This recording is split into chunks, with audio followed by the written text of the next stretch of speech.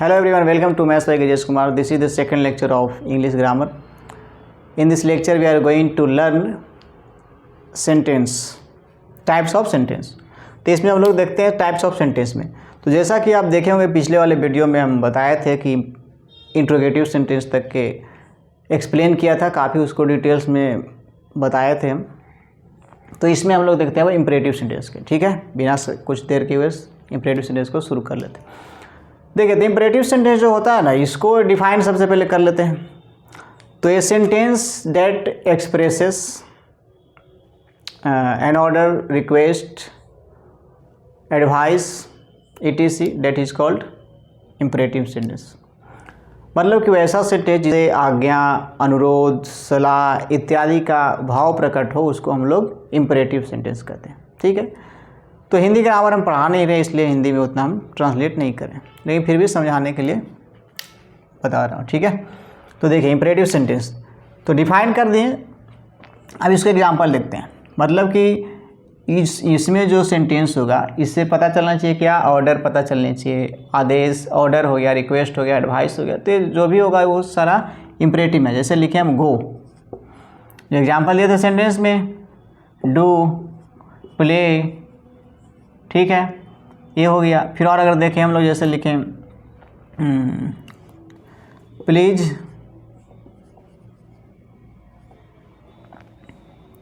Help me, ठीक है, please take your seat,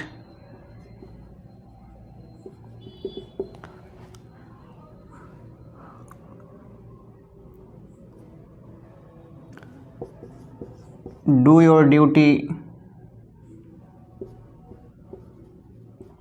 honestly. चलिए इतना समझ लेते हैं, बहुत हो गया। तो देखिए बताया क्या कि इम्परेटिव सेंटेंस जो है, इससे आज्ञा, अनुरोध, सलाह इत्यादि का अर्थ निकलता, भाव प्रकट होता, उसको हम लोग इम्परेटिव कहते हैं। जैसे गो, गो का मतलब क्या हो गया, जाना, या इसको बोल सकते हैं गो, जैसे बोले कोई गो मतलब जाओ, रन मतलब दौड़ो। तो इसमें देख रहे हैं, मतलब ये जो बोल रहे हैं, मतलब किसी को ऑर्डर दिया जा रहा है।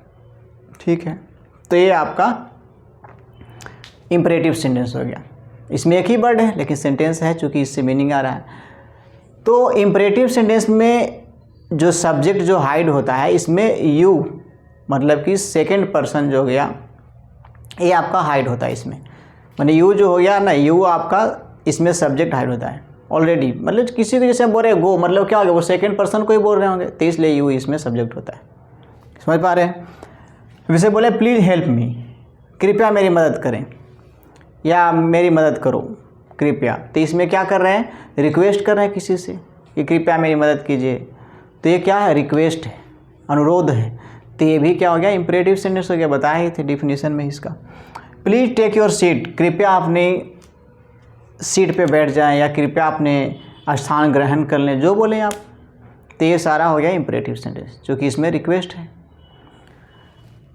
डू योर ड्यूटी ऑनेस्टली, अपना ड्यूटी ईमानदारी पूर्वक करें, या अपना ड्यूटी ईमानदारी पूर्वक करो। तो ये अब इससे पता नहीं चल रहा है कि एडवाइस कर रहा है या फिर ऑर्डर कर रहा है, वो डिपेंड करेगा सिचुएशन कि किसको बता रहा है। जैसे मान लिया कोई आपका सीनियर है, या जो भी है सीनियर है, वो मान ली काफ़ी है, वो आपसे सीनियर है, तो वो क्या करेगा, कोई काम है करवाना, तो बोले ना कि डू योर ड्यूटी ऑनेस्टली, अपना ड्यूटी आप जो है वो ईमानदारी से करो, तो वो ऑर्डर भी हो सकता है। या फिर कोई समझा रहा है कि डू योर ड्यूटी ऑनेस्टली, कि अपना ड्यूटी जो है सो ईमानदारी से करिए, ये सलाह भी हो सकता है। समझ पा रहे हैं। तो इम्परेटिव सेंटेंस बेसिकली जो है वो, मतलब कि जो स्पीकर है उसके मूड के ऊपर, मैंने किस तरह से वो किस वे में यूज करा उसके ऊपर डिपेंड करता है। ठीक है, तो उसके तरह से भाव आएगा उचित। लेकिन वो सेंटेंस होना चाहिए क्या, सिर्फ तो ऑर्डर होना चाहिए, रिक्वेस्ट होना चाहिए, एडवाइस, ये भी। अब जैसे मान लें कि डॉक्टर जो है आपको बताया टेक मेडिसिन ऑन टाइम, मतलब समय पर दवा लें। अब ये जो सेंटेंस देख रहे हैं, take a medicine on time, समय पर दवा लीजिए या समय पर दवा लें, तो ये आपको ऑर्डर नहीं करा डॉक्टर कि नहीं लगा तब क्या होगा, ये मतलब चमका नहीं रहा है। कहने का मतलब है कि वो ऑर्डर नहीं, वो आपको एडवाइस कर रहा है कि आप समय पर दवा लें, टेक मेडिसिन और टाइम, समय पर दवा लीजिए, ठीक है। तो ये आपका सलाह हो गया, समझ पा रहे हैं। तो इम्परेटिव सेंटेंस था। देखिए थोड़ा सा डिटेल्स में मेरा जो है वो डील करने का आदत ही है, ताकि चीज़ें ना बेहतर से क्लियर हो गए, कन्फ्यूजन नहीं रहे। तो देखिए अब ऑप्टेटिव सेंटेंस को हम लोग देखते हैं कि ऑप्टेटिव सेंटेंस क्या होता है। तो इसको डिफाइन करना चाहें तो इस तरह से आप डिफाइन कर सकते हैं, a sentence which expresses prayer, wish, compliments, greetings, that is optative sentence. मतलब ऐसा से इसको नाम है, हिंदी में इसको जो है बोलते हैं हम लोग क्या बोलते हैं इसको, कामना सूचक सेंटेंस, मतलब जिससे इच्छा प्रकट हो, ठीक है। तो इसका नाम हिंदी में सही समझ में आ रहा है, कामना माने इच्छा बोधक वाक्य भी बोलते हैं, जो भी है। तो ऑप्टेटिव सेंटेंस का मतलब हो गया कि वैसा सेंटेंस जिससे क्या हो, विश मतलब इच्छा, कॉम्प्लीमेंट्स हो, प्रेयर हो, प्रार्थना इत्यादि, ये सब जो भी अर्थ देगा उसको सारा ऑप्टेटिव सेंटेंस में हो जाएगा। जैसे देखिए, जैसे हम लोग लिखते हैं may you live long,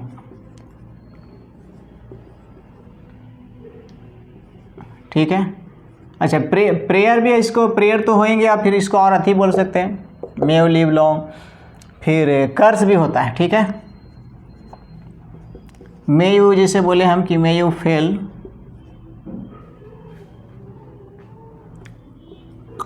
in your upcoming exam,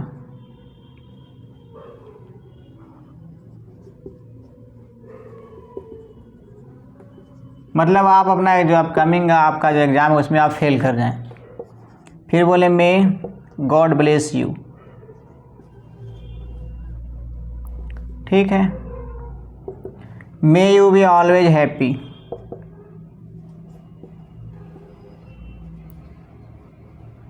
always happy, ठीक है। डायरेक्ट ऐसे भी लिख सकते हैं, गॉड ब्लेस यू, ये भी बोल सकते हैं ऐसे। तो चलिए इसको समझते हैं जल्दी से। अब देखिए बताया क्या कि ये ऐसा सेंटेंस ऑप्टेटिव है जिससे प्रार्थना है, इच्छा है, ग्रीटिंग्स हो गया माने कॉम्प्लीमेंट्स हो गया, ग्रीटिंग्स हो गया शुभकामना है, या फिर किसी को कॉम्प्लीमेंट्स करें, बधाई दे रहे हैं, तो ये सारा जो ऑप्टेटिव सेंटेंस में आ जाता है। जैसे देखिए मे यू लिव लॉन्ग, मतलब आपकी उम्र जो है वो लंबी हो। तो क्या कर रहे हैं, ये अपना इच्छा प्रकट कर रहे हैं, या फिर हो सकता है किसी को आशीर्वाद भी दे सकते हैं, ब्लेसिंग्स भी कर सकते हैं। तो ब्लेसिंग्स वाला सेंटेंस भी इसी में ऑप्टेटिव सेंटेंस में आता है। ब्लेस माने आशीर्वाद देना किसी को, जैसे बोलते हैं ना, ये भी बोल सकते, जैसे मान लीजिए कोई आपको प्रणाम किया तो आप बोले कि मे यू लिव लॉन्ग, तुम्हारी उम्र लंबी हो, तो ये क्या है, आशीर्वाद भी हो गया। या किसी के बारे में हम अगर मान लें प्रेयर कर रहे हैं कि मे यू लिव लॉन्ग, या आपने मतलब कि इच्छा हम जता रहे हैं, तो ये इच्छा हो गया कि उसकी उम्र भाई लंबी हो। जैसे कोई मदद किया, अब आप उसको मन ही मन अपना बोल रहे हैं कि मे यू लिव लॉन्ग, तुम्हारी उम्र लंबी हो, तो यहाँ पे यही सेंटेंस विश में भी कन्वर्ट हो जाएगा। और यही सेंटेंस जब किसी को डायरेक्टली हम बोल रहे हैं तो ब्लेसिंग में भी हो जाएगा। लेकिन कुल मिला के बनेगा कौन, ऑप्टेटिव सेंटेंस ही बनेगा। May you fail in your upcoming exam, मतलब तुम जो है अपने अपकमिंग एग्जाम में फेल कर जाओ, तो ये तो आशीर्वाद हो नहीं सकता है। कोई के आशीर्वाद थोड़ी हम दे रहे हैं कि आप तुम अपना एग्जाम में जो भी आने वाला एग्जाम है उसमें तुम फेल कर जाओ, तो आशीर्वाद हुआ नहीं, ये कर्स हो गया, मतलब अभिशाप। तो कर्स हो गया, श्राप जिसको बोल सकते हैं आप, तो शाप हो गया ये। तो ये सारा क्या चीज़ हो गया, ये ऑप्टेटिव सेंटेंस हो गया। तो चाहे तो इच्छा हो, या आशीर्वाद वाला हो सेंटेंस, ब्लेसिंग्स हो, कर्स हो, प्रेयर हो, विश हो, ग्रीटिंग्स हो, कॉम्प्लीमेंट्स हो, तो ये सारा जो है वो क्या है, ऑप्टेटिव सेंटेंस। समझ पा रहे हैं। और एग्जांपल देखिए, मे गॉड ब्लेस यू, मतलब भगवान आपकी भला करे, बोलते हैं ना कि भगवान भाई भला करे तुम्हारा, तो भगवान भाई भला करे, इसमें मतलब भगवान आपकी भला करे, भाई नहीं, भगवान आपकी भला करे। तो भगवान आपकी भला करे, ये क्या बोल रहे हैं, किसी को आशीर्वाद दे रहे हैं, ये भी हो सकता है। या किसी के लिए प्रार्थना भी कर सकते हैं, जैसे मान लीजिए गॉड से प्रार्थना करें कि हे भगवान उसके भला करिए, तो उसके लिए क्या गॉड से प्रार्थना ही करते हैं हम लोग बेसिकली। तो वहाँ पे प्रार्थना के सेंटेंस में भी मतलब केस में वो चला जाएगा। और चाहे तो इसको आशीर्वाद के रूप में, ब्लेसिंग्स के रूप में भी रख सकते हैं, वो डिपेंड करे वो किस वे में यूज कर रहा है। May you be always happy, आप सदा सुखी रहें। तो ये भी बात है, इसमें भी ब्लेसिंग्स हो सकता है, या फिर किसी को क्या बोल सकते हैं, किसी के लिए हम प्रार्थना कर रहे हैं, इच्छा प्रकट कर रहे हैं, वो डिपेंड करेगा वो सिचुएशन के किस वे में उसको यूज कर रहा है कि नहीं। तो इस बात को आप ध्यान दीजिएगा। तो सेंटेंस देखिए, इंग्लिश ग्रामर जो है ना, ऐसा नहीं है कि कोई चीज़ फिक्स्ड है, आप सीधा इसको रट लिए कि ऐसा होगा, रटना नहीं है। मेन मकसद जो होता है ना मेरा पढ़ाने का, वो किसी चीज़ को रटवाते नहीं हम, चाहे वो मैथ पढ़ाएं या इंग्लिश पढ़ाएं, रटने के लफड़ा नहीं, रटना नहीं। आप उस चीज़ को समझेंगे, वो अपने आप दिमाग में घुस जाएगा, क्यों याद करने का जरूरत है इसमें, ठीक है। अच्छा, अब एक चीज़ और इसमें गौर करिएगा कि ज़्यादातर इसमें जो लगभग सेंटेंस जो होगा, माने ऑप्टेटिव सेंटेंस जो होता है बेसिकली, वो शुरू होता ही मे से, मे लगा करके शुरू ही किया जाता है इसको, ऑप्टेटिव सेंटेंस को। लेकिन ये भी बात सच नहीं है कि मतलब कि मे से ही शुरू होगा, कभी कभी ऐसा भी हो सकता है गॉड ब्लेस यू, इसीलिए सेंटेंस को लिख लिए हैं कि भगवान आपके भला करें।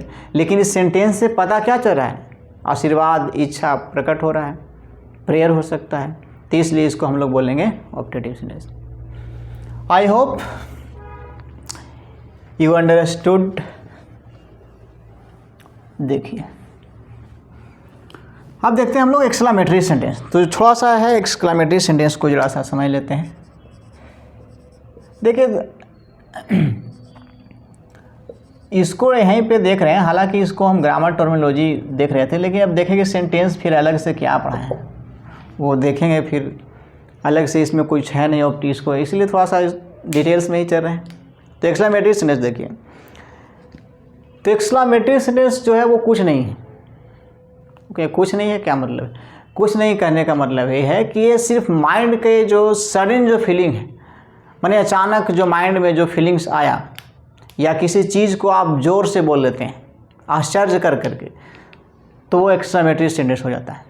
मतलब ये sentence that expresses sudden, surprise, sorrow और एक्सेट्रा और फीलिंग ऑफ माइंड, मतलब जिस तरह के माइंड वो फील करे उसके हिसाब से, कंटेम्प्ट, घृणा, तिरस्कार, जो भी है वो सारा एक्सक्लेमेटरी सेंटेंस हो जाता है। जैसे बोले हम कि एग्जाम्पल लेते हैं, एग्जाम्पल लिखते हैं, ठीक है, समझाते हैं जरा एग्जाम्पल से। जैसे लिखे हम कि hurrah, we have won the match, ठीक है। फिर अगर लिखे हम कि हाउ ब्यूटीफुल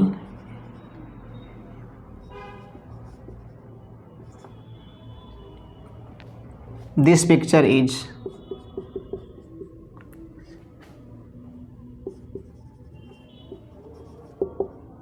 ठीक है। अच्छा, साइन ऑफ एक्सक्लेमेशन इसको ध्यान दीजिएगा, उस तरह से देते हैं, साइन ऑफ एक्सक्लेमेशन ये, ठीक है। फिर ऐसे लिख सकते हैं व्हाट ए ब्यूटीफुल, चलिए एग्जाम्पल लेते हैं, what a beautiful girl is, ठीक है। फिर लिखें अगर हम ऐसे, अलास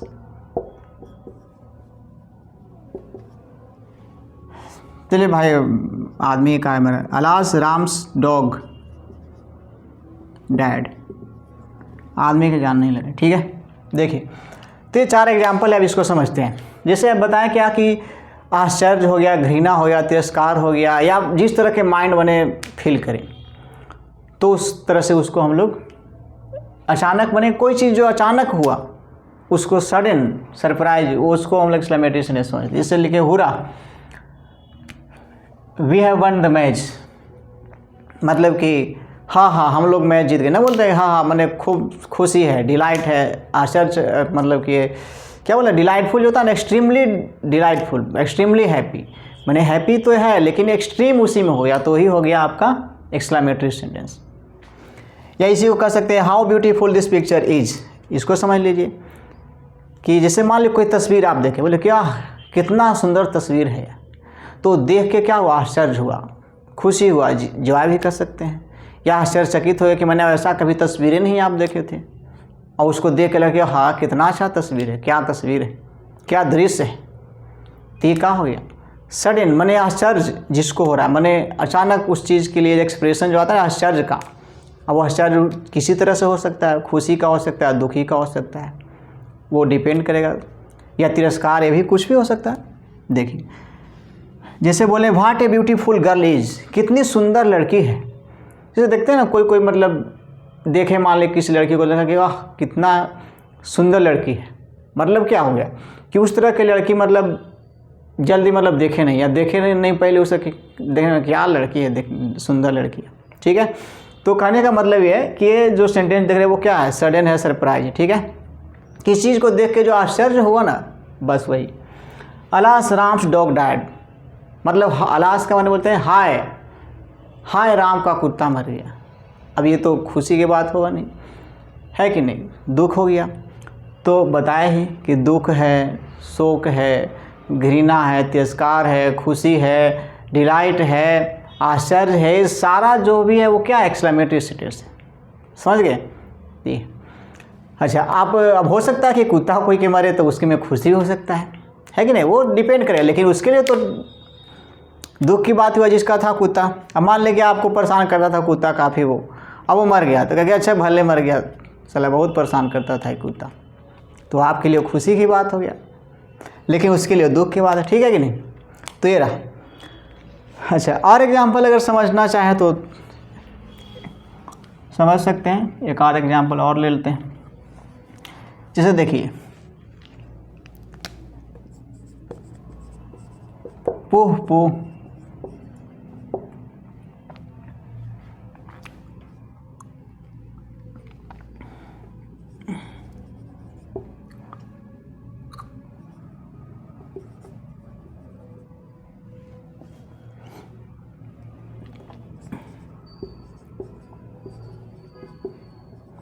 देखिए जैसे लिखे पुह पुह what is your child doing. अब पुह पुह का मतलब हो गया राम रे राम, तो बोलते कि राम रे राम, तो इसमें हो रहा है कि राम रे राम आपके बच्चा क्या कर रहा है। जैसे माने ना देखते हैं लेडी एक दो है, उसका बच्चा उधर खेला उसका उधर, और उसको देख कर राम रे राम क्या आपका बच्चा कर रहा है। देखिए तो नली हिटने में लगा हुआ है, नली में मतलब कुछ भी मतलब एक्टिविटी उस तरह करा जिसको मतलब वो घृणा उसको हो रहा है। ठीक है, तो उसको बोलते हैं इस तरह से। तो आश्चर्य हो कि राम रे राम किस तरह से कर रहा है आपका बच्चा, डांटिए इसको। तो ये जो देख रहे हैं सडन, सरप्राइज, जो भी है ये सारा क्या हो गया, तो ये आपका ऑप्टेटिव सेंटेंस है। समझ पा रहे हैं। तेरा आपका सेंटेंस जो था वो 5 पार्ट में वो हम लोग देख लिए। ठीक है, अब वो सेंटेंस जो अकॉर्डिंग टू देखे थे स्ट्रक्चर, सिंपल, कंपाउंड, कॉम्प्लेक्स, तो वो कभी देखेंगे डिटेल्स में, जब क्लाउज पढ़ाएंगे तो उसको हम लोग डील करेंगे वहाँ पे, वो क्लाउज का पार्ट। ठीक है, तो ये रहा। तो ठीक है, इस वीडियो को अब ख़त्म करते हैं, फिर आगे वीडियो हम देखते हैं और उसमें फिर देखेंगे आगे। तो अपना रिव्यू दीजिएगा, कैसा लग रहा है आपको इंग्लिश जो भी है पढ़ रहे हैं वो कैसा लग रहा है वो बताइएगा आप लोग। ठीक है, धन्यवाद।